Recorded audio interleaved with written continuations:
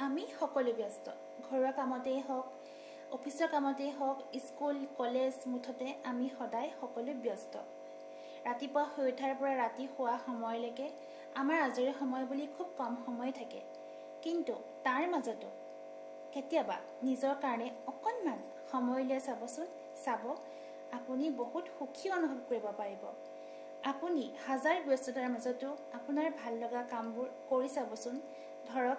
এই আপুনি গান গাই ভাল পায় অকণমান গুণগুণাই চাবচোন ধৰক আপুনি কিবা বনাই ভাল পায় কিবা হাতৰ কাম চিলাই কৰি ভাল পায় ব্যস্ততাৰ মাজতো অকণমান সময় উলিয়াই এইবোৰ কাম কৰি চাবচোন আৰু এটা কথা আমি আমাৰ এই ব্যস্ততাপূৰ্ণ জীৱনৰ মাজতো কেতিয়াবা ঘৰৰ পৰা অলপ বাহিৰলৈ ওলাই গৈ নিজৰ ভাল লগা ঠাইখিনিত নিজৰ আপোন মানুহবোৰ ঘৰৰ পৰিয়ালৰ সকলো মানুহবোৰ মিলি যদি আমি সময় কটাওঁ আমাৰ মনটো বহুত ভাল লাগিব আৰু এই ভাল লগাবিলাকৰ মাজেদি আমি নিজৰ মনটোক সুখী কৰি ৰাখিব পাৰোঁ আৰু আমি সুখী হৈ থাকিব পাৰিলে আমাৰ জীৱনটো